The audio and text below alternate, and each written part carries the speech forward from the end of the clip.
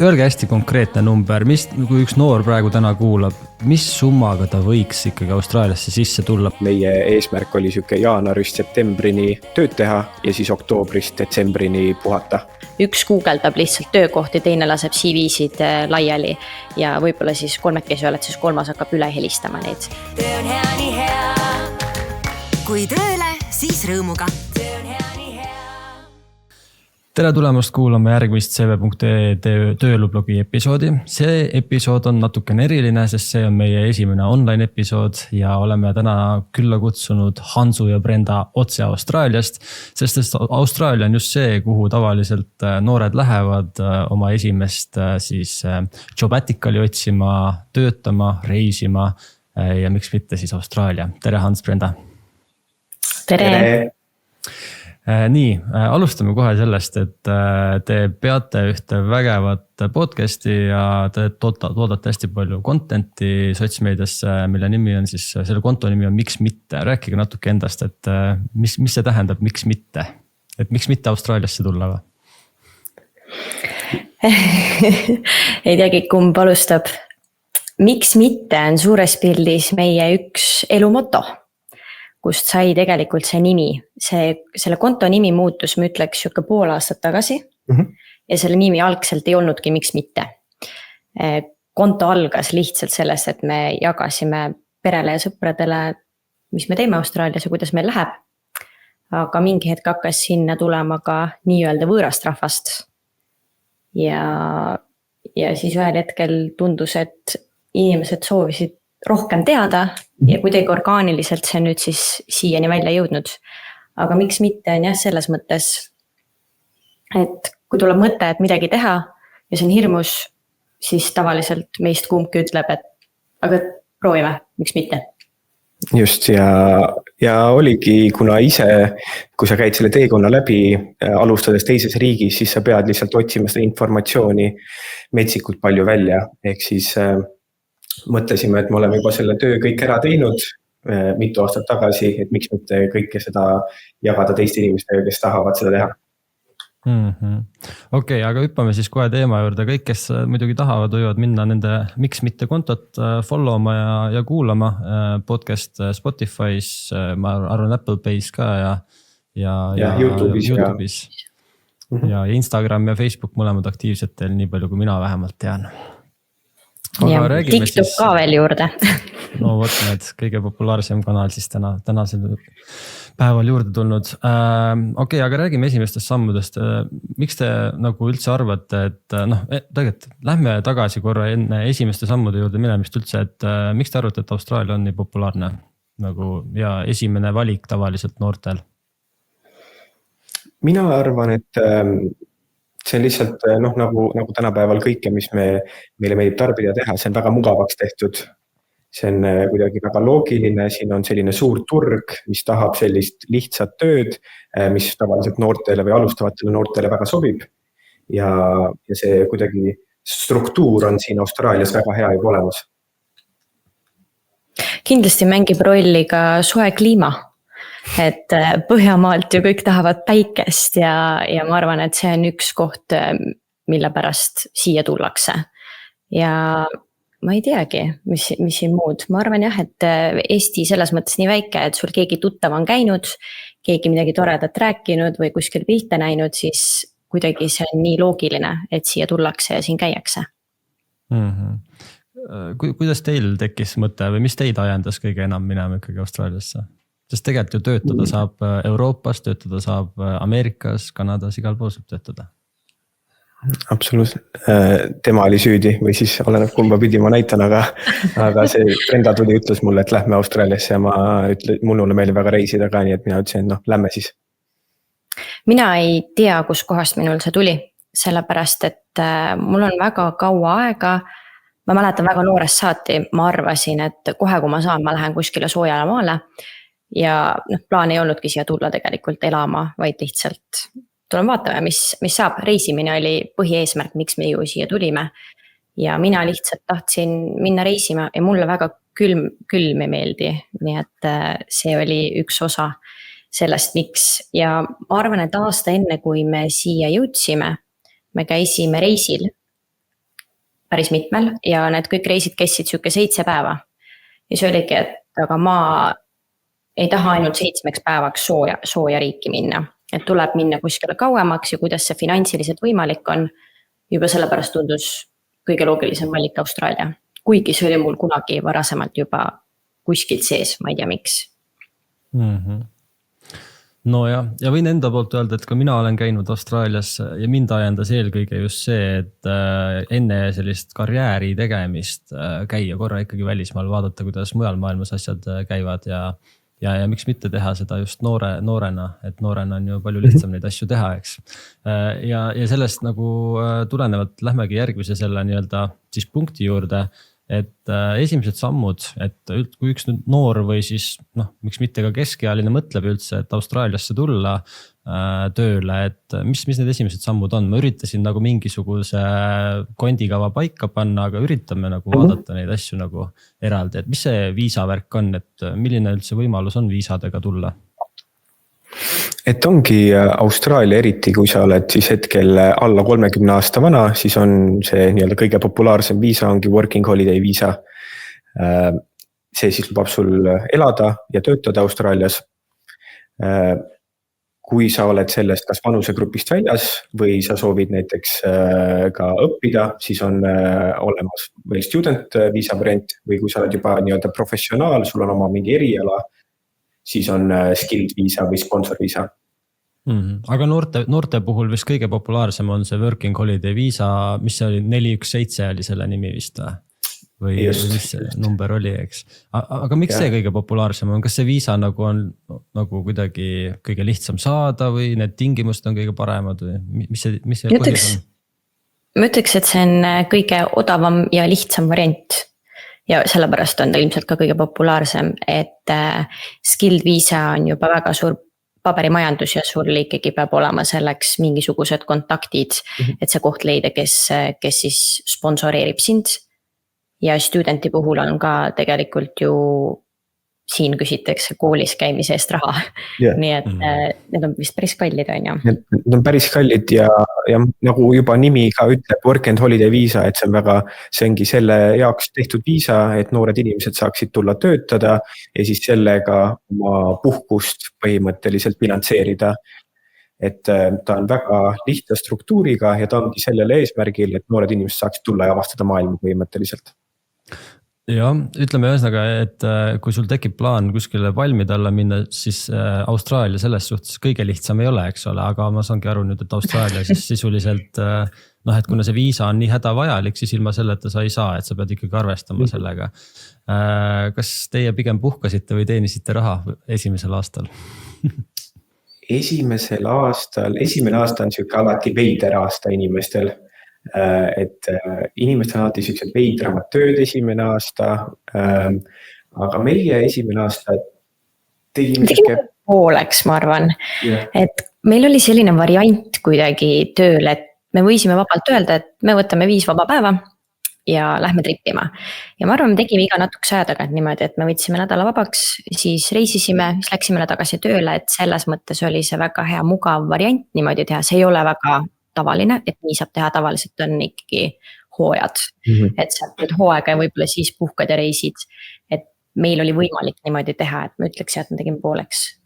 Just, ja siis kui juba natukene võib-olla rutate ette, et jah, working holiday viisat on siis võimalik saada ka 2. ja 3. aasta, siis selles mõttes me olime alati, nagu me alguses ütlesime, me tulime ikkagi reisima siia, et meie eesmärk oli siuke jaanuarist septembrini tööd teha, ja siis oktoobrist detsembrini puhata või siis septembrist detsembrini puhata, et ikkagi siuke mõnus balanss. Ja tänaseks te olete siis, kui kaua juba Austraalias elanud? 5,5? Septembris saab 6 aastat, jah. No, aga ikkagi ma saan aru, et klassikaliselt noored tulevad sinna paariks aastaks tegemagi sellist karjääripausi või enne seda, kui nad tööturule sisenevad, tahavad natuke reisida, et siis nad ühendavad selle reisimise ja töö, et natuke taskuraha teenida. Absoluutselt ja ongi see, et oleneb, mis eesmärgiga sa siia tuled, et on inimesed, kes tulevad siia eesmärgiga hoopis raha koguda ja enda elu alustada suurema väikse panusega, võib-olla kodu sissemaks või mis iganes. on inimesed, kes lihtsalt nagu võib-olla sina tahtsid maailma näha ja natukene kogeda enne kui siseneda tööturule. Et selles mõttes, et me oleme väga palju inimesi nende mitme aasta jooksul näinud ja nii palju on inimesi, nii palju on neid eesmärke ja põhjuseid, miks nad siia Austraaliasse tulid.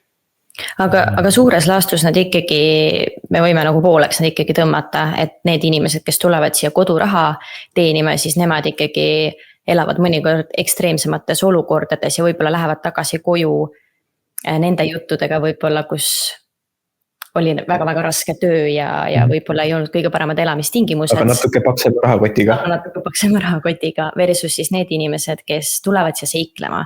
Et nemad siis teenivad raha ja on võimalik teha alati mõlemat ja teenida väga häid summasid samal ajal, kui sa siis käid ja reisid ja avastad ja võib-olla elad natuke paremates kohtades. Et ma enam-vähem tõmbaks need inimesed niimoodi, võib need jaotada kahte lahtrisse.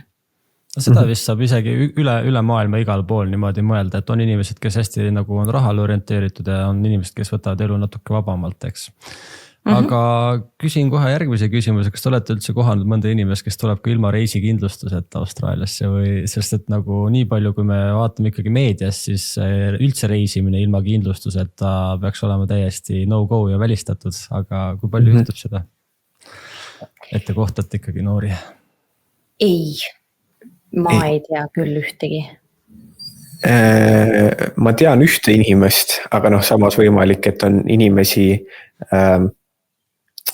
kes lihtsalt, see ei ole alati võib-olla teemaga, millest räägitakse, et ole, ehk siis eriti võib-olla inimesed, kelle ei ole reisikindlustust, et nad võib-olla seda ei kuuluta aga jah, meie soovitame ka, et seda mitte teha. Eriti nagu ükskõik mis reisiga, siis ka Austraalias meditsiinikulud, kui sinuga juhtub midagi, need võivad kerkida väga-väga kõrgeks, et jah, sellega ei riskiks. Ei, ma isegi ei ütle, et ma ei soovita, sa ei tohi tulla Austraaliasse, kui sul ei ole reisikindlustust, et on nagu väga palju olukordi olnud, kus me maksime visiiditasu eest, et sa lihtsalt saaksid arsti juurde minna. Oleme me maksnud üle $500 pluss siis ma andsin 2 proovi.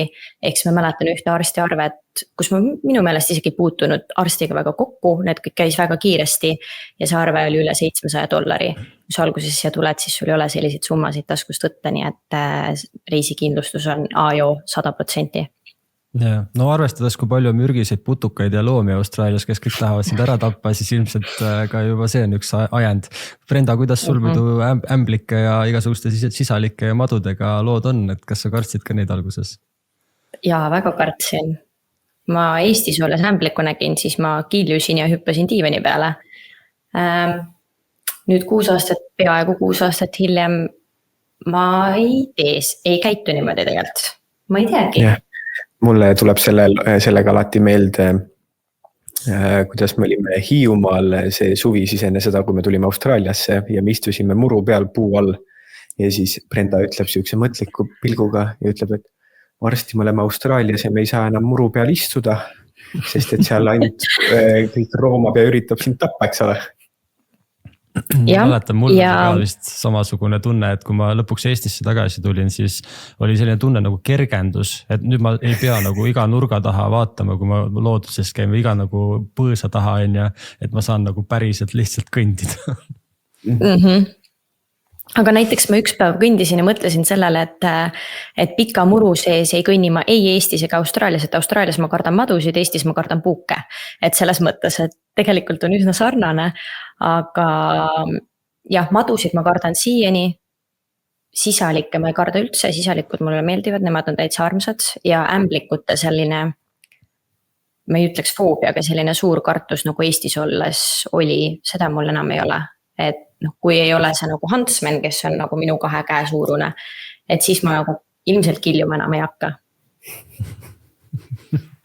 No jah, aga ma saan aru, et Hans tegelikult on niimoodi, et kui sa ikkagi tahad tööle minna Austraaliasse, sa pead arvestama, et sa kohtud igasuguste elukatega, keda sa võib-olla Eestis ei ole varem kohanud ja võib-olla kes tahavad sind võib-olla mürgitada või ammustada ja Nii kahjuks on või eriti kui me räägime nüüd noortest inimestest, kes tahavad siia natuke elukogemust hankima tulla, siis tihtipeale minnakse ikkagi farmidesse, minnakse ikkagi rohkem pigem sellisesse maakohtadesse tööle, ehk siis see, et sa igapäevaselt madude, sisalike, hiirte, kängurud, kõik, kes hüppavad, möllavad, ampsavad, et neid on ikka metsikult, sellepärast et sa ikkagi töötad looduse keskel. Nojah, okei, aga hüppame järgmise teema juurde, elukoht. Kas elukoha peaks juba Eestis valmis vaatama endale või leiab koha pealt ka, et võtad alguses Airbnb või paariks päevaks hotelli ja hakkad koha peal vaatama? Mida te soovitaksite noorele, kes plaanib tööle minna Austraaliasse? Ja meie enne ei maininud ka, aga me teeme siis noortega, kes tahavad tulla natuke rohkem informatsiooni saada, teeme konsultatsiooni. Tavaliselt meie soovitamegi selline 7-10 päeva. Et broneeri endale kas Airbnb, hostel, mis iganes sulle tundub põnev ja taskukohane.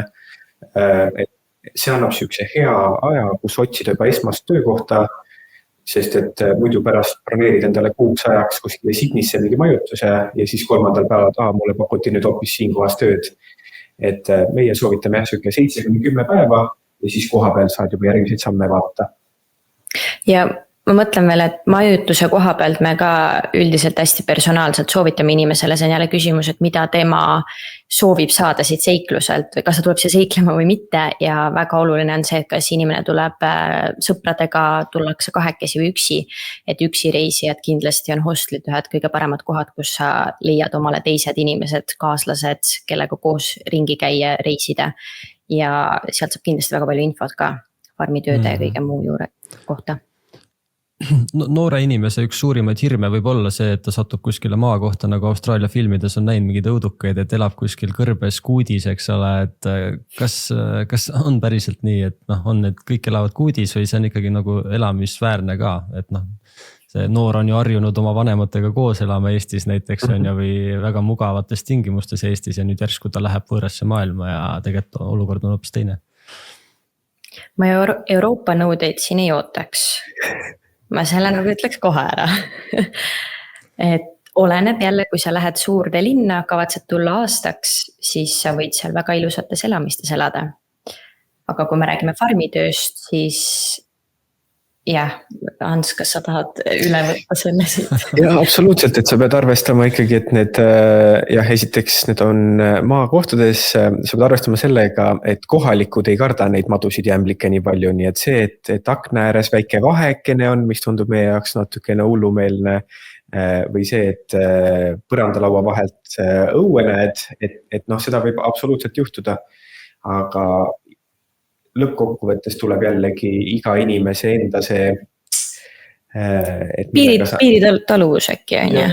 Jah, et meie pigem ei ole sellist kohtades elanud, et alati on sul võimalik, kui näiteks töö poolt pakutakse majutust, võid seal olla või siis otsida ise endale majutuse, kui sulle see ei sobi. Ehk siis ma ütleks, et jah, nagu Brenda ütles, päris Euroopa standardeid ärme looda, aga täitsa hulga ei ole. Ja see algab sellest, kui palju sa oled valmis maksma, eks ole?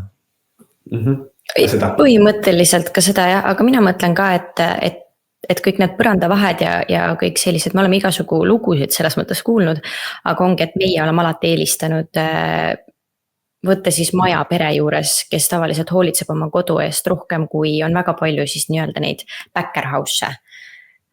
Ma ei teagi, kuidas seda eesti keeles öelda, aga see nagu jagatud majad siis, kus renditaksegi 4 või 5 tuba välja ja igasse tuppa pannakse eri rahvuses inimesed ja siis tegelikult see ei ole mitte kellegi kodu. Ja võib juhtuda jah, et siis kui sinu piiritaluvus on võib-olla madalam, siis sul ei sobi seal, aga võib juhtuda, et sa saad sealt omal eluaegsed sõbrad ja on jumala äge. Nii et tegelikult lõpuni välja me ei tea, kuidas kellegi läheb. Ja kindlasti peab arvestama seal ka kultuuriliste eripäradega, et vähemalt mina mäletan, et seal olid ikkagi, kui sa paned lõuna-ameeriklased eestlastega kokku elama, siis see nagu ütleme, kompott on päris värviline. Absoluutselt.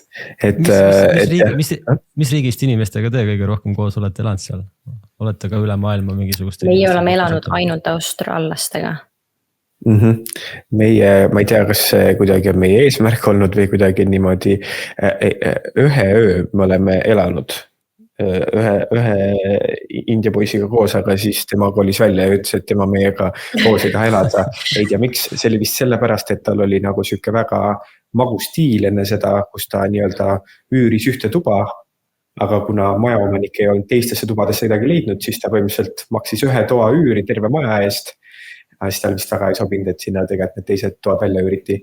Aga jah, meie oleme elanud austraallastega ainult, aga selles mõttes, et Austraalia ongi nii kompott, et põhimõtteliselt võib öelda, et Austraalias iga ettevõte on rahvusvaheline ettevõte, et sa ikkagi nende erinevate inimestega ja kultuuridega puutud igapäevaselt kokku. Jah, et tööalaselt küll väga paljud erinevatega, aga me oleme teadlikult ju läinudki perede juurde elama, eks me oleme teadlikult ikkagi nende austraallastega koos elanud.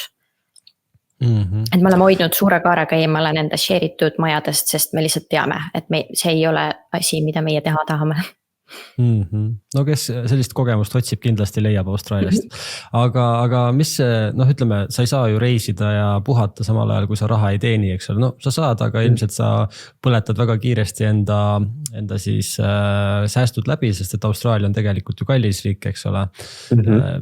Hindadest vist täpselt ei ole mõtet rääkida, seda võib igaüks ise guugeldada, aga kuidas selle esimese töö leidmisega on, et kuidas te soovitate, kas pigem Eestis juba vaatama hakata, kust üldse vaadata, et Eestis sa ju lähed tööportaali näiteks cv.ee-sse, võtad tööpakkumised ja hakkad vaikselt minema, et mis see Austraalia stiil on?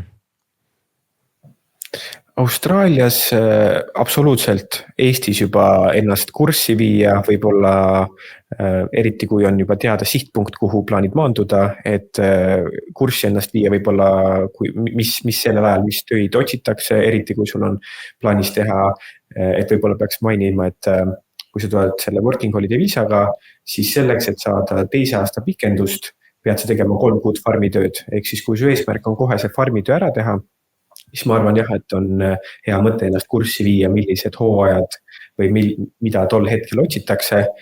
Ja meeles pidada, et siin on kõik tagurpidi, et meil on aastaajad tagurpidi, kui on Eestis, et siis selle järgi ka hooajade mõttes.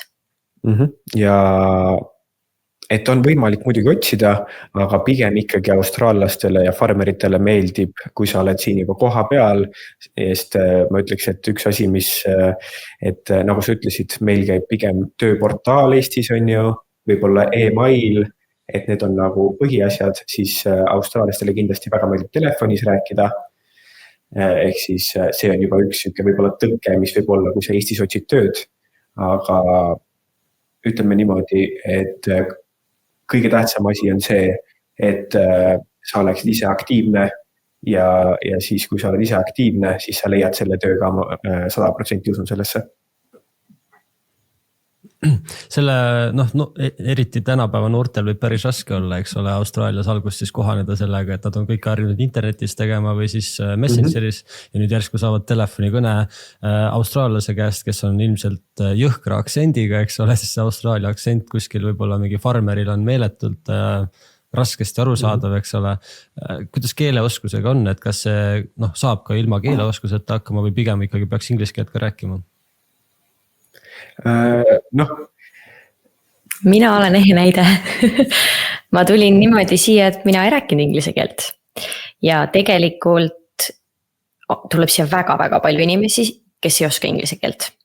Ja ma isegi ei tee nalja, ma tean, et väga paljud eestlased mõtlevad nüüd ja väga paljud eestlased on mulle seda öelnud ka, et me teame küll neid eestlasi, kes ütlevad, nad ei räägi inglise keelt, et küll nad ikka natukene midagi oskavad. Ma päriselt ei osanud, ma päriselt ei rääkinud inglise keelt. Hello ja thank you. Ja ma küll tulin koos teiste inimestega, aga sain hakkama ja olen siin ja väga palju inimesi Aasiast tuleb väga palju inimesi siia, kes ei oska ühtegi sõna inglise keelt ja neid inimesi väga palju ja saab vabalt kehakeel, me saame sellega hakkama. Aga kui oled üksikreisija näiteks, kas üksikreisijal nagu soovitaksite ilma inglise keeletes, tegelikult sa pead ju mingisuguseid neid maksu- ja tolliameti mingid koode taga ajama pangas tegema endale kontod, eks ole, et kas sa saaksid ilma hakkama, ilma inglise keeleta, kui sa üksi oleksid?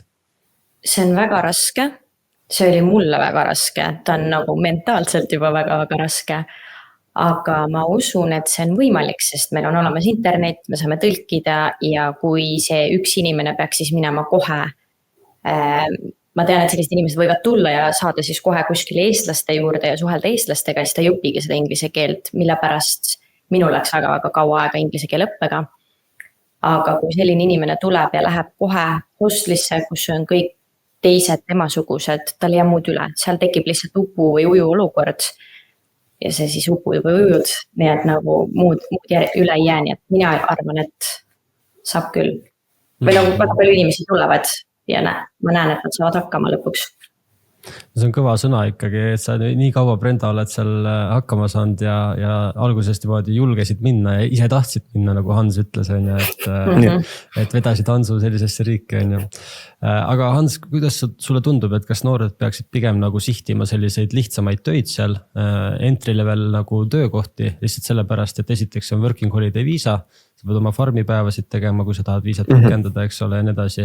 Pluss see võib-olla võimaldab natuke paindlikumalt reisida, et kui sa kuskil koolis midagi õppisid, et kas tasub üldse proovima minna kohe seda sama eriala tööd otsima või midagi? Jah, see on jällegi, tuleb natukene sellest skoobist, et mida sa tahad siia tulla tegema ja teine asi on et mina ikkagi soovitan kõigepealt vähemalt esimene aasta, ma soovitan teha need 3 kuud farmi ära. Sest et me oleme näinud neid inimesi enne ka, kes võib-olla sul ongi kas oma eriala või sa lihtsalt tahad olla linnas võib-olla, kus on natukene mugavam, kus on paremad tingimused ja siis neile lõpuks nii väga meeldib Austraalias, aga nad ei teinud seda 3 kuud ära ja siis neil ei olegi muud varianti. Muidugi on alati variandid mingisugused õppeviisad, aga see working holiday viisa on kõige lihtsam.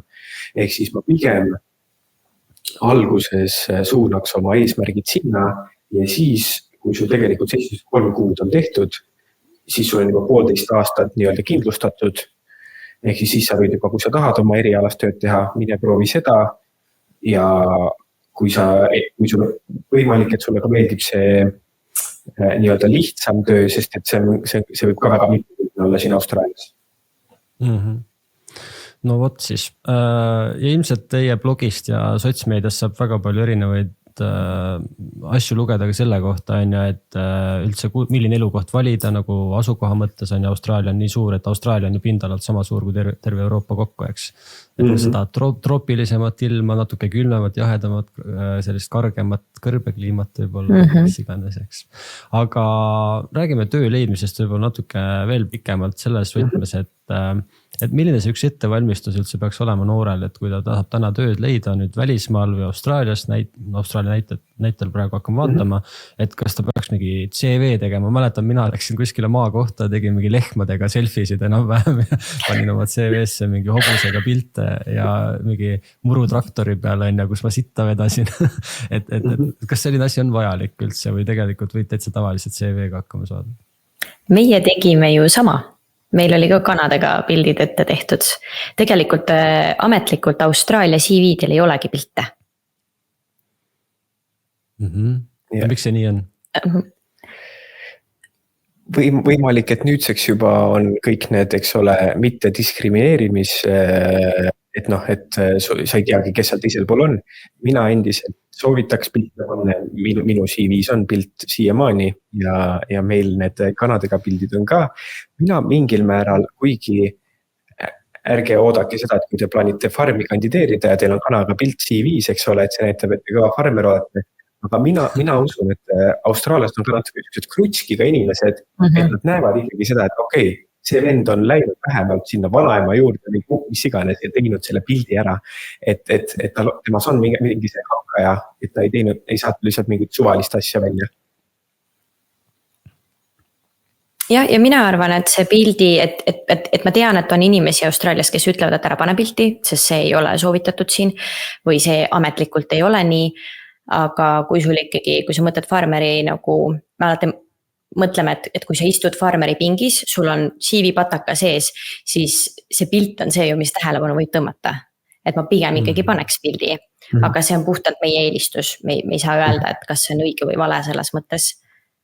Aga ja üleüldiselt osad farmerid minul näiteks palusid üldse saata endast eraldi pilt pärast hiljem nagu, et nagu seda nii-öelda praeguses olukorras pilti saada. No ilmselt mingi füüsilise tööga oli tegemist, ma ei mäleta täpselt, et siis võib-olla veenduda selles, et ma päriselt olen ka füüsiliselt võimekas või ma ei tea, miks see vajalik. See võib olla küll põhjus, jah. Aga absoluutselt kindlasti vaadata oma CV üle, et enne kui Austraaliasse tuled või ka teistes riikides, eks ole, et ma väga soovitaksin seda, aga ma usun, et Eestis, et ikkagi CV, mina arvan, et peaks olema suunatud sellele tööle, mida sa otsid, eks ole, et igas töökohas võib olla sul 10 või 15 erinevat vastutusala või mingeid oskusi, mis seal on vaja, et tuua välja neid vastutusalasid, et eriti kui me räägime Austraalias, siis võib-olla kui on midagi olnud seoses masinatega, et siis tuua neid oskusi pigem välja, et jah, mõelda selle peale, kuhu sa oma CV saadad. Jah, seal on nagu, mida me oleme öelnud, et sa teed alguses, kui sul ei ole vahet ka, kus sa tööle lähed, sa lihtsalt tahad kiirelt tööle saada, siis kui sa kandideerid teenindajaks või baristaks või ütleme teenindusvaldkonda, siis sul on üks CV teenindusvaldkonna jaoks, siis sul on teine CV farmitöö jaoks, siis sul on kolmas CV mingi kolmanda asja jaoks, et selles mõttes tuleb need eraldi hoida ja üks põhiline viga, mida inimesed teevad oma CV alguses, nad jätavad sinna elukoha ja telefoninumbri Eesti oma. Ja sellega on see, et seal farmeri pingist vaadates siis võib juhtuda see, et mingi veider võõras number, aadressi ka ei tunne, see juba lendab ära, sest farmeril ei ole aega sellega tegeleda, et kas sa nüüd oled Austraalias või kus sa oled üldse. Et mul on vaja ülehomme töötajad, kas sa siis oleksid valmis tulema. Nii et seal... Ehk siis ettevalmistuse osa pealt siis sul on vaja kohalik mobiilinumber tegelikult võtta kohe alguses ilmselt, eks. Siis on see TFN number, eks ole, sinu see mingi töönumber, sest et seda ilmselt... Ja see peab maksunumber. Maksunumber, jah. Mis veel? Telefoninumber, CV, kas motivatsioonikirja või kaaskirja ka Austraalias on vaja või pigem, nagu sa ütlesid, Andres, et võtad telefoni ja helistad? Alguses need tööd, kuhu võib-olla sa esimesena saad, seal on väga palju helistamist. Ma väga soovitan ka see, et võib-olla kui sa saadad CV, et selles mõttes ma ütlesin küll enne, et väga palju meeldib telefonis, aga sa lõppkokkuvõttes saadad ikkagi meilidega väga palju CV-sid välja ka, aga siis helistad üle, tere, minu nimi on Hans, saatsin teile CV, lihtsalt tahtsin küsida, et kas see jõudis kohale, kui teil on mingeid küsimusi mulle veel, et siis andke teada. Et see on nagu väga hea, aga tulles motivatsioonikirjade juurde, siis seda pigem küsivad juba sellised suuremad ettevõtted, võib-olla kui me räägime siin eritest veinikatest või cotton ehk siis puuvilla ettevõtetest, et nemad juba on sellised suuremad konkursid, kus nad võtavad ikkagi tööle 60, 70, 80 või 100 inimest, et siis seal küsitakse küll motivatsioonikirjaga. Ja selle kandideerimise juurde ma just tahtsin rääkida kiirelt seda nii-öelda järjekorda, et miks niimoodi teha, et sa saadad kõigepealt CV-d laiali ja siis sa paari päeva jooksul helistad, et lihtsalt ennast meelde tuletada või äkki te ei ole näinud, aga tegelikult kogu selle asja point on see, et sa oled aktiivne, sa oled hakkaja ja see on eestlasele minu meelest nagu kõige ebamugavam asi, et sa pead helistama kellegile ja siis sa veel pead justkui kogu aeg mingis mõttes peale käima. Et sa pead ennast kogu aeg nähtavaks tegema. Ja et seal ei ole see, mis ma tahtsin öelda, et sa ei helista, et tere, ma saatsin CV, kas teil tööd on, vaid esitle ennast, müü ennast, on tegelikult selle kõne nii-öelda mõte. Et Austraalias väga tihti loeb rohkem see, kes sa täna oled, kuidas sa ennast esitled ja kuidas sa räägid versus see, mis sul nii-öelda CV-l siis ette näidata on. Et farmeritel on käed jalad tööd täis, neil on nii kiire elu kogu aeg, et võimalik, et neil ongi ülehomme töötaja ära läinud, ülehomme tähendab, läheb töötaja ära ja sina täna õigel ajal helistad talle ja ta ei peaks sellega tegelema, et tal on mingi tule homme siia. Et sellised juhtumid on väga palju tegelikult. Ja. Ja võib tegelikult tuua vist paralleeli küll, et Eesti ja siis Austraalia tööturu vahe vähemalt on see, et kui sa Eestis kandideerid, sa pead ootama vähemalt pool kuud, kui mitte 30 päeva, et üldse mingit tagasisidet on nagu tööandjalt saada.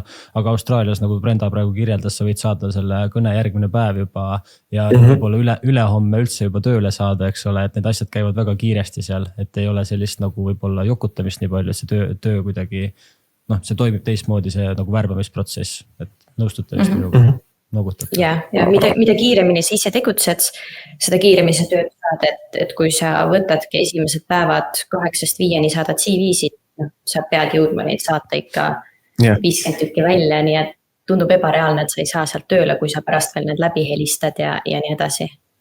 Jah, et meie... Ja see tegelikult ongi hea küsimus, et et Eestis öeldakse, et ära sari kandideeri, et vali kohti, kus sa kandideerid, eks ole. Brenda, sa tegelikult tõid väga hea nüansi välja, et välismaale tööle minnes sa pead natuke nagu sari kandideeri olema, et kui sul on kiiresti tööd vaja, sa pead ikkagi olema hästi aktiivne tööotsija, et sa ei saa mõelda niipidi, et nagu töö jõuab sinuni lõpuks, eriti Austraalias ja võõras riigis, võib-olla taskuraha hakkab otsa saama. Et kas ja kui palju on vaja saata? Brenda, sa mainisid mingit numbrit 50, aga kas võib-olla on rohkem veel vaja või on vähem natukene? Saada nii kaua ma saadaks CV-sid, kuniks mul oleks töö olemas, et meie enda näitel vist oli 60 saatsime esimesel päeval või? Äkki midagi sellist jah, et meie moto, mis me nagu inimestele sisendame või siuke lause on see, et tee oma töö otsimisest endale töö. Ehk siis esimesed paar päeva sinu töö ongi, sa jõuad hommikul kontorisse, vahet ei ole, kas see on Sydney rannas või see on sul kuskil hostlis või see on sul hommikusöögi laua taga ja sa pead 8-5 on sinu töö leidmine. Et Austraalia on nii suur, siin on nii palju töövõimalusi, ehk siis ma arvan, et sadu saatsime lõpuks välja. Jah, et kahekesi ka, kui peaksite olema kahekesi, mitmekesi, siis on ju väga lihtne, et üks guugeldab lihtsalt töökohti, teine laseb CV-sid laiali ja võib-olla siis kolmekesi oled, siis kolmas hakkab üle helistama neid järgmine päev. Nii et sa teed tööd, et leida tööd. See on päris äge moto tegelikult jah, et võiks isegi Eestis võib-olla samasugust asja mõelda, et ikka kui sa töö kaotad, siis sa võiksid nagu mõelda niipidi, et sa mitte ei võta nagu puhkust, et see ei ole sinu jaoks puhkus, vaid see on nüüd siis nii-öelda järgmine töö, mis on siis etapp järgmise töö leidmiseks. Okei, aga räägime üldse nagu milliseid tööd nagu otsida, et sa Hans mainisid siin kotonit ehk siis puuvilja ja mina näiteks mäletan, et mina käisin veini istanduses või viinamarja istanduses, ma käisin banaane korjamas, olin ka nii-öelda siis farmi käsi või mingi selline töökoht, aga et mida nagu jälgida selle töö juures, et seal on ju nendel igal tööl ja igal puuviljal ja igal mingisugusel köögiviljal on tegelikult ju oma nagu eripära, et kas on mingid asju, mida nagu eelistatakse rohkem või mida võiks eelistada rohkem ja on asju, mida nagu võiks vähem eelistada, et kus nagu tegelikult, ma ei tea, eestlane näiteks mingi 40-kraadises kuumas lihtsalt ta ei saa hakkama seal põllu peal. No mina soovitaks, kui alguses vaadata, esiteks alguses uus moto, ära ütle ei mitte millelegi. Et see, et sa saad esimese nii-öelda selle rea omal CV-sse juba, et sa oled Austraalias töö teinud, see teeb imesid. Pluss teine asi on see, et Austraalias on väga tähtis, keda sa tead, ehk siis suured võimalused võivad tulla ükskõik mis tööst.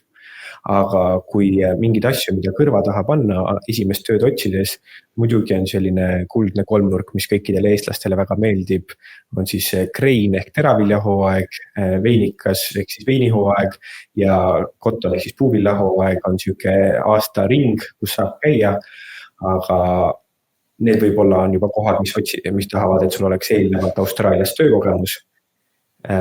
Asi, mis ma soovitaksin, kui sa alguses tuled, on see, et pigem ikkagi otsida töö endale, milles sa saaksid tunnipalka. Et ma tean, et on paljud korjamised, mis maksavad nii-öelda tükitöö eest ja on väga piiratud tükitöid, kus sa võid teenida väga-väga palju raha, aga pigem see ei tööta sinu kasuks ikkagi välja, et pigem otsida töid, kus sa saaksid tunnipalka ja nagu ma ütlesin, esimene aasta inimesed teevad igasugu veidreid töid. Meie sorteerisime ube ja puhastasime maisi. Ma tean inimesi, kes esimesed 2 kuud korjasid põllu pealt kive üles. Lihtsalt kive. noh, ja siis ongi ja nagu sa ütlesid, nii palju kui on puuvilju, noh, vist ei ole Austraalias ühtegi puuvilja, juurvilja, mida ei kasvatataks. Pluss on erinevad loomad, pluss on igasugused aedade ehitus, ehk siis Austraalia on sama suur kui Euroopa. Töid on nii palju, et mina ütleks, et lihtsalt saa endal see jalg ukse peale. Ja seal on see osa ka, et ikkagi nagu mingil määral arusaadav, et kõigil inimestel on mingisugused piirid. Ja et kui sa tead 100%, et sina näiteks loomadega töötada ei taha, siis see on okei, sa ei pea siis sinna minema. Minu jaoks oli see näiteks välistatud. Aga selles mõttes ma tahan öelda, et enda standardid tuleb täiega alla lasta. Et nagu ma üritan öelda hästi viisakalt seda, et põhimõtteliselt mitte kedagi, mitte ühtegi farmerit tegelikult suures pildis ei huvita, mis haridus sul Eestis on või mis töökogemus isegi on, et suures pildis ikkagi loeb see, tihti Austraalias üleüldiselt loeb see rohkem, et keda sa tead, kui see, mida sa tead. Ehk siis ka tihti võib olla alguses sinu soovitaja näiteks inimene, kelle juures sa rentisid tuba. Et meil näiteks on olnud soovitaja meie maja omanik ja austraallased väga kuulavad teisi austraallasi nii-öelda.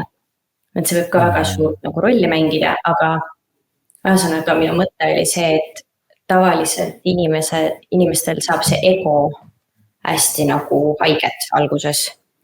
Ja siis mõnikord juhtub, et inimesed jäävad lõksu sinna. Et ma tean inimesi, kes on 3-4 kuud kodus istunud, ütlevad, nad ei leia tööd. Minu jaoks ei ole see väga variant, et seal on nagu mitu varianti, miks inimene ei pruugi tööd leida, on see, et ta ei ole valmis liikuma. Et siis, kui ta on nagu ühes kohas ja ta ei ole valmis seal 1000 kilomeetrit kuskile mujale liikuma, ma siis tõesti ei tea, et võib-olla tõesti seal on talv ja seal hetkel tööd ei saa. Aga väga tihti ongi see, et inimestel on mingisugune haridus või mingisugune enda level ja siis ta ütlebki, et aga tema ei lähe kuskile võib-olla nii-öelda korjama või pakkima juurvilju. Et siis lihtsalt mine tee kas või 2 nädalat, et saada see endale CV-sse ja sa rohkem ei pea kunagi tegema seda. Oli siis kogu mõte. Teie podcastis vist, Brenda, on, ma ei tea, kas esimeste episoodide seas sa vist kirjeldasid ka natuke enda oaliini kogemust või te kirjeldasite enda oaliini kogemust, et kes tahab võib kuulama minna, et siis see nagu võib-olla peegeldab seda, et kui sa ikkagi Austraaliasse lähed, sa pead olema valmis igasuguse töö jaoks, eks ole. Aga noh, üleüldiselt see kehtib vist ka Eestis, et kui sa oled ikkagi noor inimene, siis sa pead lihtsalt saama jala ukse vahele ja sul on vaja saada kogemust, praktikat. Sa ei saa nagu mõelda ainult niipidi, et okei, ma teen ainult erialast tööd, et see ei pea alati võimalik olla, eks. Jah, et see ongi lihtsalt, jah. Hans, räägi. Et jah, see ongi lihtsalt, et see jalg ukse vahele saada ja Austraalia on, et see nii palju ongi see, et kuidas sa ise ennast nagu esitled ja müüd, et ma arvan, me ise tuleksime samamoodi, kui sa oleksid Eestis võib-olla tööandja ja sinule tuleks inimene, mis iganes Slovakkiast on ja, et sa võib-olla, sa ikkagi mõtleksid sellele, et ma ei tea, kas ta sobib siia töökultuuri, kuidas on mis on tema normid, et see on lihtsalt, et see on lihtsalt teine kultuuriruum. Ja. Aga lähmegi siis selle töökultuuri juurde, et väga tihti noored arvavad, et et mis ma siin Eestis ikka restoranis töötan, et see on 12-tunnised pikad tööpäevad ja ma lähen pigem Austraaliasse, et filmidest olen ju näinud, et sealt hommikust õhtuni inimesed surfavad ja naudivad päikest ja head ilma. Et kas see päriselt ka nii on või tegelikult see puhkuse ja töö tasakaal nagu võib olla mingitel ajaperioodidel natuke paigast ära? Pigem jah. Oleneb jälle, et ma arvan, et on täiesti võimalik minna kuskile suurlinna ja ööbida hostlites, teha siis vastutasuks võib-olla natuke tööd seal, saad tasuta ööbida, võib-olla käid paar korda nädalas kuskil kohvikus tööl, et sa katad oma elamiskulud ära ja ülejäänud ajast surfad. Ma usun, et see on päris võimalik. Aga pigem ikka, kui sa tuled farmi tunde tahad teha ja farmi tööd teed, siis ja eriti kui me räägime hooaegadest ja nendest suurtest palkadest, mida tavaliselt inimesed ju tahavad, siis sel hetkel oma eraelu ma päris ausalt ütlen, võiksid ära unustada. Et võib juhtuda, et sa teed ainult tööd mingi periood. Jah, et need tulevad ikkagi, need kas suured palganumbrid, eks ole, need tulevad ikkagi mingisuguste ohverduste tagant, et kas see on siis füüsiline tervis, vahepeal ka mentaalne tervis, kuna need on väga üksluised, et kui sa ikkagi käid nädalas 70, 80, 90 tundi tööl, eks ole, et siis ei olegi ja tihtipeale need kõige ilusamad ja paremad tasustatud tööd jah, seal ookeani kaldal just ei ole, et sa oled lõpuks kuskil seal keset kõrbe. Ja keset kõrbe ja teed põhimõtteliselt 90 tundi nädalas täpselt sama töölõiku, eks ole. Just, aga samas, jah. Ja siis sul on see üks vaba päev ja sellel vabal päeval sa prepid omal toitu ja sa pesed omal pesu ja ega sa rohkem ei jõuagi midagi muud teha ja siis olenevalt hooajast teed seda 2-6 kuud järjest. Et me alati ütleme ka, et suured rahanumbrid tulevad millega arvelt. Et meie siis nii-öelda ohverdasime näiteks enda teisel aastal pool aastat. Me tegime peaaegu 6 või 7, seal vahel jäi 3 nädalat vahele, aga me tegime 8 kuud. 7 kuud tegime 6-1 graafikut, mis tähendab 6 päeva me käisime tööl ja 1 oli vaba. Ja pärast seda me 6 kuud reisisime, nii et ma ei tea, kas sealt tuleb tasakaal. Võib-olla. Nii et peab ikkagi valmis olema tööd tegema, aga ma tahaks korra ühe teema juurde eelmises plokis tagasi tulla, et mainisite seda, et sa pead olema valmis nagu sõitma, et Austraalia on sama suur kui Euroopa, et mis see tähendab, kas see tähendab, et ma peaksin tegelikult ikkagi arvestama Eestis juba, et ma peaksin auto jaoks raha koguma, et Austraalias kohe auto ostava või ma saan, ma ei tea, sõita sinna uude töökohta ka bussi või rongiga, kuidas see Austraalias käib? Meie soovitame nii-öelda soojalt, kui on võimalik, et siis auto soetada endale, sellepärast et Austraalia on sama suur kui Euroopa. Meie esimene töökoht, mis me saime, oli 1300 kilomeetri kaugusel. Jah, sinna oleks saanud ka bussiga, aga tihtipeale paljud farmerid tahavad, et sa saaksid ise nii-öelda tööle. Muidugi on tihtipeale me teame väga palju inimesi, kellel ei ole autot, kellel ei ole autojuhi lube isegi ja käivad ilusti farmides tööl, siis sa lihtsalt pead natukene olema jällegi ennast seda jälle müüma, et otsid seal endale sõbra või mingi tuttava, kellega saaks koos käia ja liigelda. Aga see on nii suures riigis, see on metsik vabadus ja siin, kuna see riik on nii suur, siis seda ühistranspordi võrgustikku võib-olla, mida meie arvame, et Tartu-Tallinna vahelt käib 23 korda päevas buss ja iga 5 minuti tagant enam-vähem, et sihukest asja ikkagi siin ei ole. Ja maapiirkondades üldse ei saa ühistranspordiga kuskile farmi sul ju bussi sõida. Et on võimalik ja väga paljud reisivad nii parem ja lihtsam ja see võib avada väga palju rohkem nii-öelda tööuksi ikkagi, kui sul on oma auto. No ilmselgelt jah, see tundub suhteliselt loogiline jah, et me Eestis võib-olla võtame seda logistilist või seda transpordiühendust infrat hästi iseenesest mõistetavalt, aga tegelikult mujal maailmas see võib-olla nii hea ei ole. Okei, aga tuleme tagasi suhtlemisoskuse juurde, et kas Austraalias sa võid olla nagu täielik introvert ka nagu eestlane või sa pead ikkagi natukene väljapoole elava inimene olema?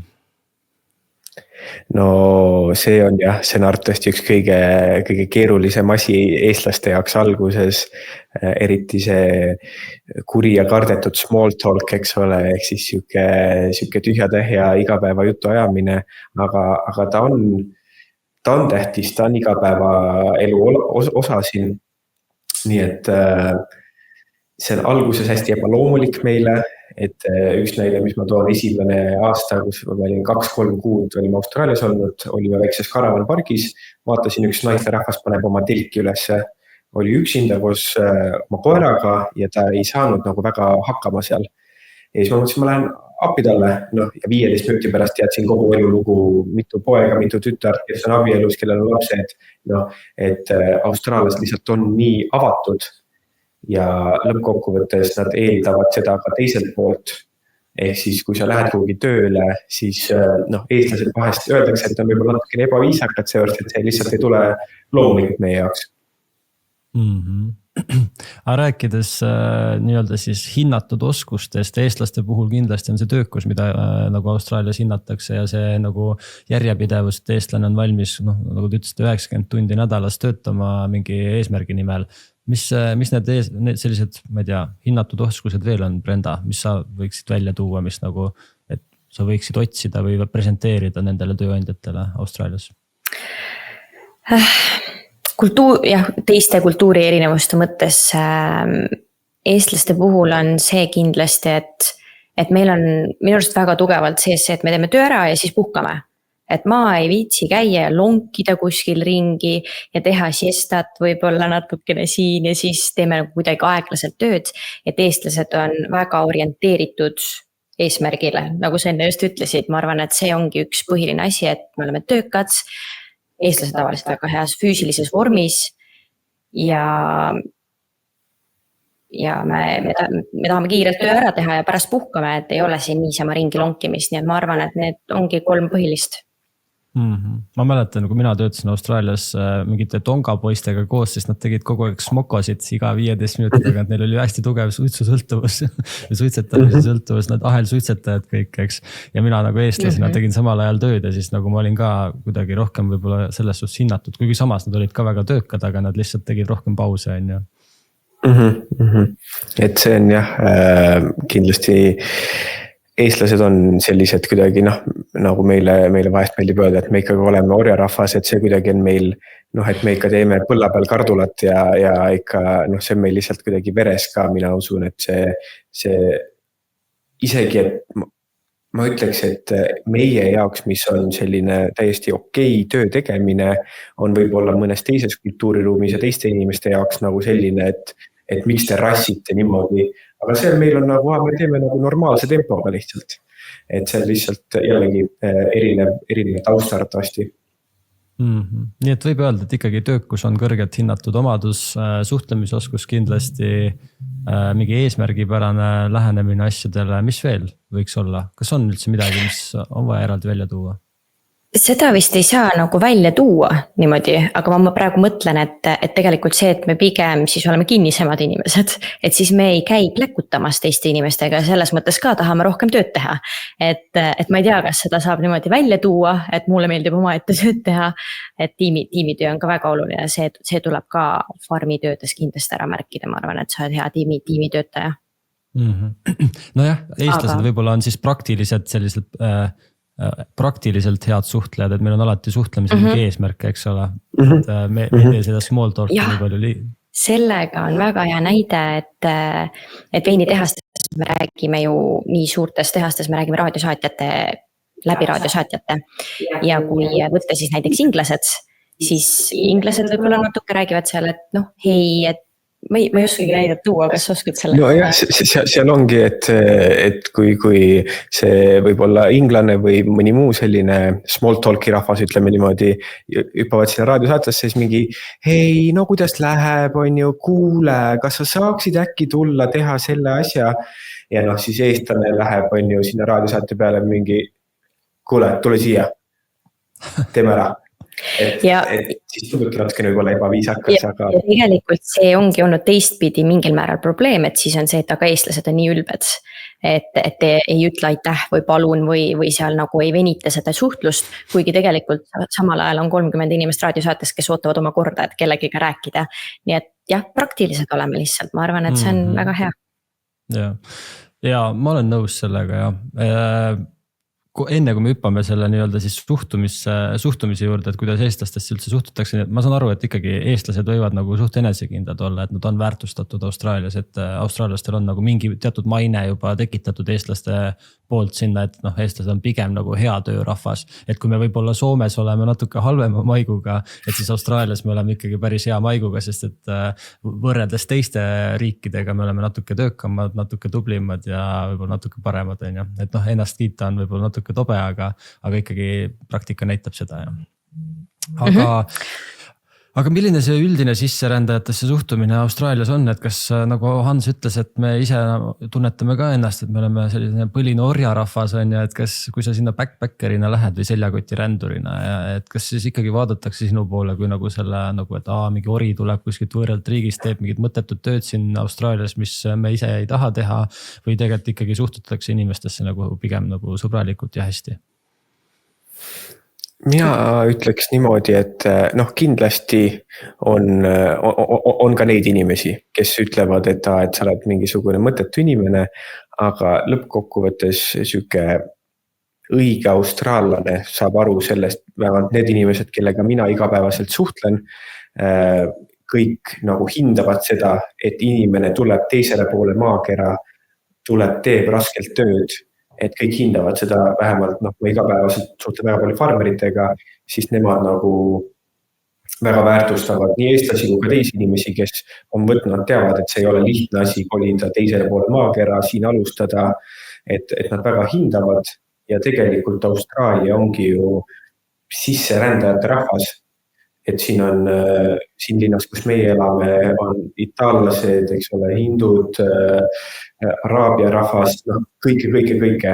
Ja väga palju eestlasi samamoodi. Väga palju eestlasi samamoodi, et see austraallane ise on ka tegelikult ju selline sisserändaja rahvas juba definitsiooni põhiliselt. Põhimõtteliselt on neid eks igal pool ole igasuguseid inimesi, aga enamasti nad, nii palju kui mina tean, siis nad väga austavad just seda, et sa tuled teisele poole maakera. Et see on väga-väga suur asi, sa oled perest eemal ja et sa räägid mitut keelt. See on väga suur asi. Nemad ju ei räägi tegelikult, nende jaoks on inglise keel ja see on kõik, ehk siis minu meelest nii palju, kui me oleme kunagi keeltest kellegiga rääkinud, siis alati see on nagu ka selline väga kõrgelt hinnatud asi, et see on suur asi, pluss austraallased ise enamasti seda tööd teha ei taha, nii et see on ainult nii-öelda võit ju neile, kui meie siin käime. Ja üks asi, mis ma veel lisaks siin võib-olla selle töökultuuri lõpuks on see, mis minule metsikult meeldib Austraalias, on see, et nagu meil on Eestis on ka ütlus, eks ole, et töömeest ei riku, aga siin ma reaalselt tunnen, et iga inimene minu arust arvab ja tunneb ka niimoodi, et vahet ei ole, et kas sa oled koristaja, sa oled ehitaja, sa töötad farmis, sa oled pankur, sa oled advokaat, iga töö, mis on tublilt tehtud, ausalt tehtud, ainult kaunistab sind, et see mulle nagu väga-väga meeldib Austraalias. Ja siin nagu ma ütleks... Brenda, jätka. et siin täpselt ma ütleks ka seda, et kui sa ka tutvud inimestega, see, et sa inimestega tutvud igal sammul, sa lähed kodust välja ja korras peatud kuskil, kohe inimesed räägivad sinuga ja täpselt samamoodi need inimesed ei ole vahet, mis tööd sa teed. Neid kuidagi siin minu arust määratletakse ennast palju vähem enda ametina, et kuidagi ma isegi hetkel ei oska nagu näidet tuua, mismoodi siis millest muust räägitakse, aga loeb rohkem see, kes sa oled täna ja mida sa räägid praegu, kui see, mis tööd sa igapäevaselt teed. Tegelikult jälle, et see kedagi nagu suures pildis. Et siin teeb anda mingitesse lahtritesse, võib-olla Austraalias niimoodi.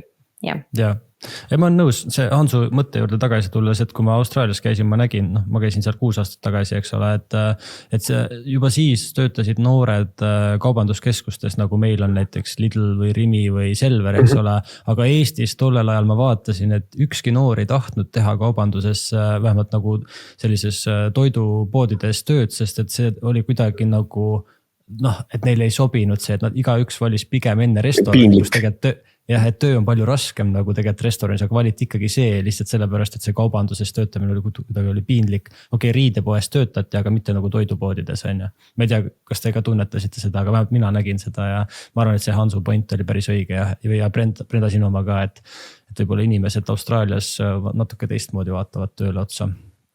Aga räägime, tahad täiendada? Ei taha tegelikult. Okei, aga lähme palga ja hüvede juurde, et noored tihti mõtlevad, et oi, ma hakkan nii palju nagu pappi teenima nüüd, kui ma lähen Austraaliasse. Noh, ilmselgelt seal on võimalik teenida, seal on väga palju teenimisvõimalusi, kui sa tööd ka teed. Mis palgatasemest me üldse räägime, nagu, kui me võrdleme Eestit ja ma ei tea, Eestis lihtsama töötegijat versus Austraalias lihtsama töötegijat, mis see hinnavahe on või mis see nii-öelda palgavahe on ja mis see nagu elamiskulude vahe on? No ma võin öelda niimoodi, et enamus siuke farmitöö ja lihttöö, mida alguses võib-olla noor inimene teeb, kui ta Austraaliasse tuleb, on ikkagi pigem selline lihttöö, ehk siis sa oled casual töötaja, ehk siis vist Eestis on põhimõtteliselt käsundusleping on sarnane nii-öelda töösuhe. Ja selle, ütleme, siuke miinimumpalk hetkel on $30 tunnis. Ehk siis see jääb siis sinna kuskile 18 euro kanti.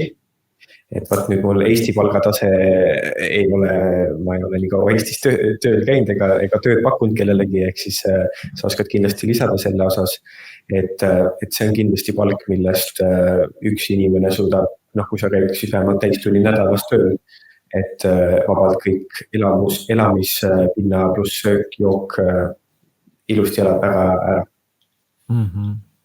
Okei, palgatase, see selline sisenev palk, siis kui kiiresti on võimalik sellest nagu esimesest palgatasemest ülespoole saada, et kas sa pead midagi juurde õppima või, sest mina mäletan, mina õppisin näiteks tõstukijuhiks Austraalias, et ma olen nüüd turundaja, kes on paberitega ka tõstukijuht, eks ole. Et aga on mingisugused asju, mis aitavad hästi kiiresti nagu palgatasemel tõusta ka või? Kindlasti see tõstukiload või üldse sellised masinaload ja masinakogemus on eriti sellisel lihttööl on väga suur pluss. Et tavaliselt, kus need hästi suured, et tegelikult võib-olla see baaspalk isegi sealt $30 või $35 juurest väga palju kõrgemale ei lähe, aga kus tulevadki siis need suured summad on need ületunnid.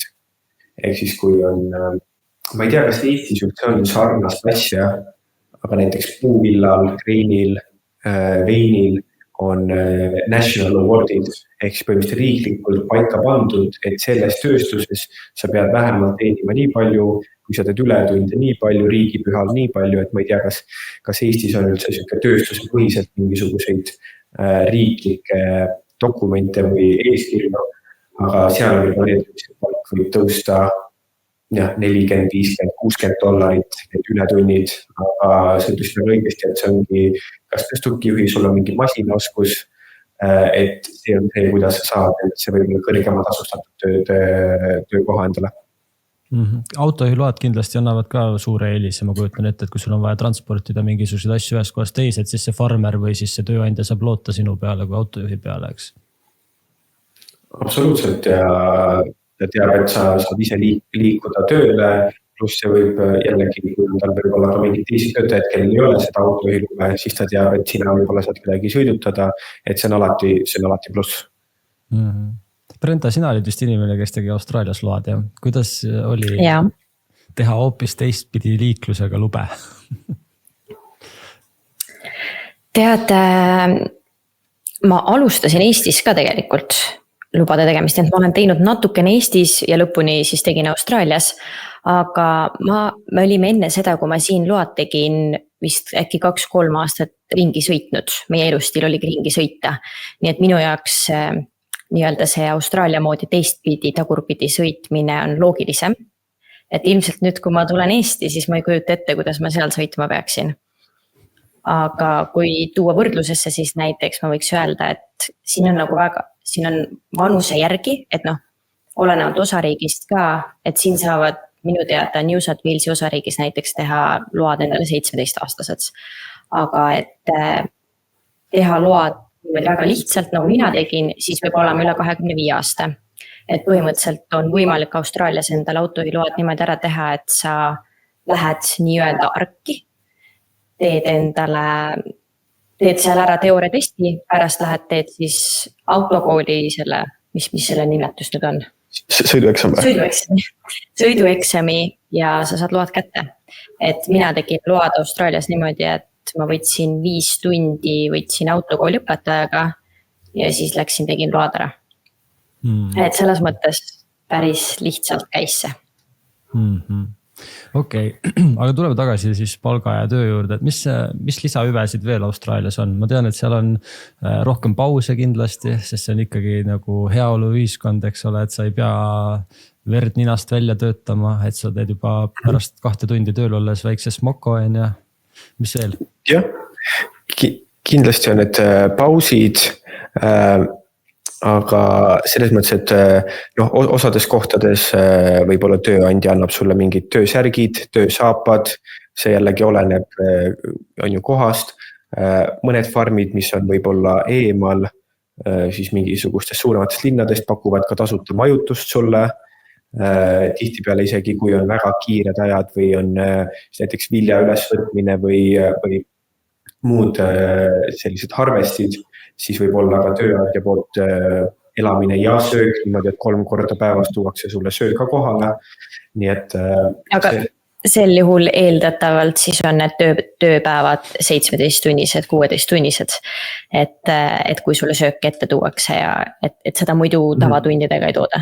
Jah, et on erinevaid ja muidugi siis, kui sa juba peaksid mingi hetk minema nii-öelda täiskohaga tööle või nii nagu mina praegu käin, siis on ka need nii-öelda standardhüved, mis meil on ka Eestis, eks ole, et sul on palgaga puhkus ja sul on need haiguspäevad. Kui sa töötad selle nii-öelda casual lepingu ehk käsunduslepingu all, siis sellepärast sa saadki rohkem palka, sest et sul puudub palgaga puhkus, sul puuduvad haiguspäevad, kõik siuksed asjad, need on nagu sul selle kõrgema tunni hinde sisse juba planeeritud. Aga sinul nii-öelda, kui juba täiskohaga töötaja, siis sina ju saad ka lisaks veel auto on sul töö poolt, kõik autoga kulud on sul seal on ja siis kõik telefoniarved maksab sul töö kinni, telefon anti sulle sealt. Nii et need on päris suured kulud tegelikult auto osas siis. Aga need tunduvad ikkagi sellised nagu väga sarnased Euroopaga, et eks Euroopa on ka väga reguleeritud, eks ole, ja et kui võib-olla vaadata Austraaliat, Euroopat on väga palju sarnasusi, võib-olla kui kuskil Aasia riikidesse vaadata, siis hakkab väga palju erisusi sisse tulema, eks, ja Ameerikaga. Aga kuidas selle tervisekindlustusega on, et kuna te ei ole päris lepinguline, siis peadki ise kogu aeg ennast kindlustama või? Et kas sul peab kogu aeg olema enda tervisekindlustus? Jah, kui sa alguses tuled, siis ei ole nii-öelda riikliku tervisekindlustussüsteemi sul ligipääsu ei ole.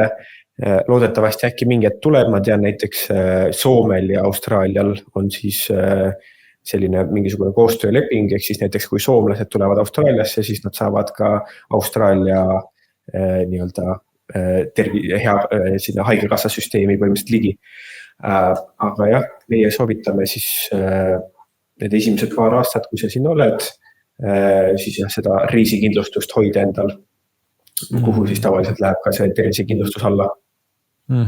Okei, aga kuludest veel rääkides, palk on väga tore, sellega saab ägedaid asju teha, eks ole, aga tihti kaasnevad mingid kulud kuskil elamisega ja töötamisega, eks ole. Mis kuludest me veel võiks rääkida, näiteks elamiskulud, et kui palju ja kui tihti tuleb maksta, et kas see on kuupõhine üür tavaliselt, mida makstakse või sa võid kuidagi nagu lühemaid lepinguid teha, ma mäletan teil podcastis oli üks lugu sellest, kuidas te tegite, vist sõlmisite aastaajase lepingu, tahtsite sellest lahti saada. 6 kuud leppisime. 6 kuud, aga nii lihtsalt see vist ei käinud, jah? Ei, see ei käi. Me soovitame ka kõigile, et pigem üürige tube seal, kus on nagu nädalapõhiselt, et võib-olla see ongi hea koht mainida, et enamus tööandjad maksavad nädala baasil palka ja enamus elamiskohad või majad ja toad, siis üür käib nädala kaupa. Ja siis sinna kõrvale kõik kommunaalmaksed makstakse kvartalis korra. Ja see on ka siis vastavalt, kuidas kellelegi pakutakse, et meie oleme alati küsinud, et pange meil siis nii-öelda üürisumma natuke kõrgem, aga et me tahame maksta iga nädal fikssumma, et kui me üks päev ära läheme, et siis ei tule 3 kuu pärast mingisugust summat meile, et makske nüüd veearve ära. Et see on suhteline, kuidas keegi mis kokkuleppega saab. Nii et suures pildis käib kõik nädala järgi. Ja lihtsalt siuke puusalt, eks see muidugi oleneb, kas sa oled Sydneys või oled kuskil maal, et kõik need hinnad väga nagu võivad käia, aga ma ütleks, et üks inimene võiks arvestada toa üüri nädalas siuke kuskil $250–300 ja siis baar võib olla juba seal $300–350–400, et muidugi jah, jällegi see väga nagu võib muutuda piirkonniti, aga lihtsalt selline enam-vähem ja luudugu. Ja maal ei tähenda, et maal on odavam, et hind sõltub sellest, kui palju on siis turul tube pakkuda. Et mõnikord ongi see, et kui on teada, et on veinihooaeg kuskil algamas ja sinna tuleb korraga palju inimesi, siis tõusevad ka hinnad lakke. Nii et jah. Kuidas internetiühendusega on, et sellest Austraalia on ju selline koht, kus võib-olla internetiühendust igal pool ei ole nii head, et palju neti eest peab maksma, et teadaolevalt siis noored tänapäeval on ju ikkagi netisõltlased, mis noored, tegelikult vanemad inimesed ka, eks ole. Palju sinna alla raha kulub? See on nüüd jah, et selline, ma ütleks, et 50 oleneb jälle inimesest, et kui palju kasutab on ju, aga et siuke $50–80 kuus võib see pakett olla, kui me räägime nüüd siis mobiilsidepaketist. Kui sa juba üürid maja, siis ma võin meie näitel öelda, et meie maksame kuskil $80–90 kuus nii-öelda kodu interneti eest. Et ja muidugi on ka odavamaid pakette. Üks asi, mis ma kindlasti soovitan, et me võib-olla Eestis oleme harjunud sellega, et suures plaanis ei ole vahet, kas sa võtad Telia või Elisa või Tele2 või iganes pakkuja sa valid, on ju, et enam-vähem võtta selle parima hinna järgi. Aga kui sa ikkagi tahad reisida Austraalias ja avastada Austraaliat, siis kahjuks Austraalias on ainult üks mobiilside pakkuja, kes on Telstra, keda tegelikult saab valida ainult sellepärast, et neil on konkurentsitult kõige suurem ala, mis on kaetud Austraalias. Okei. Brenda, naistele meeldib shopata kindlasti, eks ole. Kui alguses sellise $30 Austraalia dollariga palga peale said, mis sa umbes suurusjärguna ütled, et palju sa kõrvale suutsid panna? Et tihtipeale vaata, noored, kui tahad reisimiseks ka raha kõrvale panna, et on vaja ikkagi koguda raha. Kas see on lihtne Austraalias või pigem raske, kuna kulud on väga suured?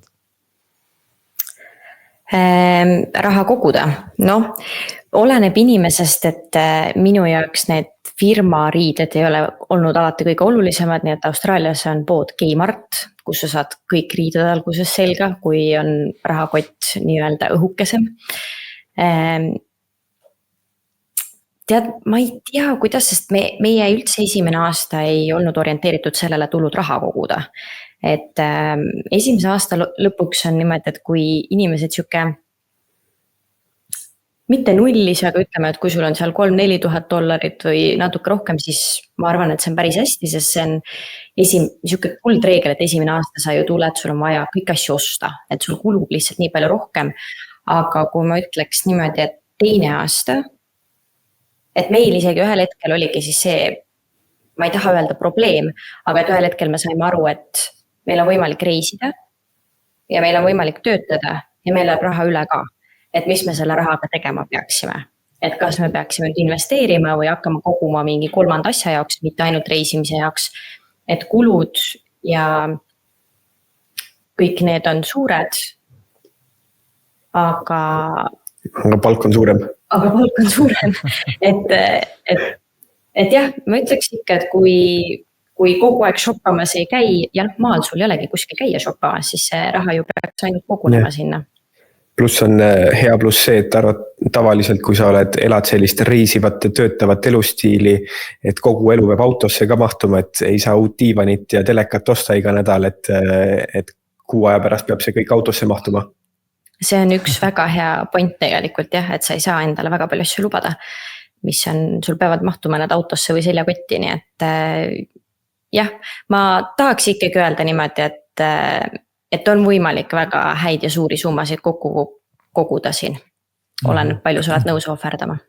Okei, aga ma küsin niimoodi, öelge hästi konkreetne number, kui üks noor praegu täna kuulab, mis summaga ta võiks ikkagi Austraaliasse sisse tulla? Ma tean, et seal on riiklikud mingid reeglid kindlasti on ja, aga mis summa nagu garanteerib või mingi tagab talle mingi kindlustunde, et ta nagu ei jää hätta ta leiab selle aja jooksul endale töö normaalse ja tal ei saa see raha otsa ja ta ei pea helistama vanematele, et palun nüüd saatke ja laenake mulle mingi summa raha? No Austraalia valitsus ütleb siis selleks numbriks kuskil $5,000, €3,000. See lihtsalt siuke, seda ma täpselt ei tea, kus nad selle numbri võtnud on, aga niimoodi on kirjas. Nad võivad seda piiri peal ka küsida sinult, kas sul on see summa olemas? Ja ma ütleks, et see on päris hea number, et muidugi on seda võib-olla raske kokku koguda, aga see on selline kindlustunne, et võib-olla saad isegi odavama auto osta juba endale. Paar nädalat on sul aega, et leida tööd, et see on siuke kellel on, ütleme, pingetaluvus on natukene kõrgem. Me teame inimesi, kes on tulnud €500. Aga see on ikka mitu aastat tagasi. Ja see on mitu aastat tagasi. Et selles mõttes sul on võimalik leida võib-olla kohe ka mingisugune, nagu Brenda enne rääkis, et sa oled kuskil hostlis, kus sa ei peagi majutuse eest maksma, aga sa kas siis koristad seal tube võib-olla või midagi teed nipet-näpet iga päev, et saad nagu tasuta elamist. Aga jah, ma arvan, et see 5,000. No hästi konkreetselt 5,000 on miinimum ja ideaalses maailmas võiks rohkem olla, sest see $5,000 on asi, mis on aastaid olnud, aga olgem ausad, meil hinnad ainult kogu aeg tõusevad, nii et tegelikult see summa võiks olla isegi rohkem. Jälle, see täiesti oleneb, kuidas ju keegi kulutab, et meie esimestel nädalatel ju meie siis Miks mitte podcasti esimeses episoodis saab kuulda, kuidas me $3 grillkana saime ja seda siis sõime mitu päeva järjest oma hotellitoas, nii et see oleneb, kas sa lähed kohe restorani ja kuidas sa kulutad tegelikult. Aga miinimum 5,000 ütleksin mina ikkagi, kuigi inimesi tuleb vähesemaga ka. Okay. Väga hea, vähemalt saime konkreetse numbri teie käest kätte. Nii, meie episoodi aeg hakkab vaikselt otsa saama. Selle nagu podcasti eesmärk ei olnud üldse nagu suunata noori või üldse inimesi Eestist välja töötama, eks ole. Pigem aidata noortel saada aru, et Austraalia näitel, kuidas üks välismaale tööle minek või sinna vaheaasta Austraalias võiks neil nagu välja kujuneda kuidagi ja et miks ja kuidas siis sinna Austraaliasse tulla, eks ole. Aga ma saan aru, et teie olete inimesed, kes olete ikkagi võtnud suuna sinna suunas, et tahate karjääri teha Austraalias, et Brenda, sul on oma ehtefirma, eks ole, Hans, sina töötad põhimõtteliselt, ma ei tea, lennujuhina või mis see õige amet on, eks ole, et kas te näete enda tulevikku pigem Austraalias või te olete plaaninud ka Eestisse tagasi tulla ja kas te näete, et see kogemus, mis te Austraalias saite, et see tegelikult aitab teil Eestis ka paremini toime tulla tööturul? Kindlasti. Ma ütleme niimoodi, et hetkel me ei näe, et me elaksime Eestis mingi hetk. Aga samas me oleme sellised inimesed, kes natukene näevad ennast kui maailmakodanikena, et tänapäeval on nii palju võimalusi seal laias maailmas, et tegelikult me ei näe ka, et me Austraalias elame terve oma elu, aga mina usun küll, ja isegi see ei pea olema Austraalia siin näitel minu arvates, et ükskõik kus mujal töötades, minu arust see annab väga hea kogemuse lihtsalt näha, kuidas teine kultuuriruum töötab, kuidas ja see, et sa oled pidanud jälle ennast kuskilt nullist üles töötama võib-olla, et minu arust see annab nagu väga tugeva mindseti ja see, ma arvan, et on väga suur eelis ja mina tean Eestis ka tööandjaid, kellele väga meeldivad töötajad, kes on välismaal midagi teinud, ehk siis neil ongi see võib-olla mingisugune teine vaatenurk ka. Jah, et suures pildis me ei ole mitte midagi otsustanud, me küll hetkel oleme Austraalias ja mingi osa meie elust kindlasti jääb Austraaliasse. Mina näen ja tegelikult me oleme seda ka kunagi arutanud, et me näeme ka mingis osas ennast kunagi Eestis, see on ilmselt suviti ja võimalik, et nagu mainisime ka, et meil on siin ehtebränd, et me ei tea, mis ja kuidas saab, aga ka minu mõte on ühel päeval see liigutada võib-olla Eesti, nii et äkki me oleme ühel päeval Eestis üldse tööandjad mingil määral, nii et seda ei tea, aga mina ütleks selle välismaa mõttes, et see vaheaasta, et kuna me eestlased oleme natuke kinnisemad ka eriti just introverdid, peaksid tegema selle vaheaasta kuskil välismaal ja noh, Austraalia on ilmselt üks kõige paremaid kohti, sellepärast et sa ei pea alguses ise nii palju tegema, et tegelikult neid tutvusi luua, need lihtsalt juhtuvad ise, sest inimesed on siin nii avatud ja pärast aastat koju tagasi minnes oled sa tegelikult täiesti teine inimene minu meelest, et nagu see julgus, suhtlusoskus ja kõik selline osa, mis sa saad välismaalt on ikkagi, ma arvan, metsikult suur väärtus. Ja mina omalt poolt tööportaali esindajana ütlen siis seda, et kõik talendid on tagasi Eestisse kindlasti oodatud ja kaasa arvatud ka teie, Brenda ja Hans. Et töökäsi on Eestil vaja ja väga häid töökäsi, et tasub käia, testida ja kogemustega tagasi tulla ja siis juba Eesti tööturule tagasi panustada. Aitäh, Hans, aitäh, Brenda, et selles episoodis osalesite. Ma loodan, et kuulajatel oli huvitav ja ma kutsun üles kõiki tõesti, miks mitte siis podcasti ja teie sotsmeediat jälgima, et ma arvan, et sealt leiab noor endale vaheaastaks päris palju inspiratsiooni ja mõtteid. Nii et järgmise korrani ja peagi näeme jälle. Aitäh! Aitäh, tšau! Kui tööle, siis rõõmuga. Töö on hea.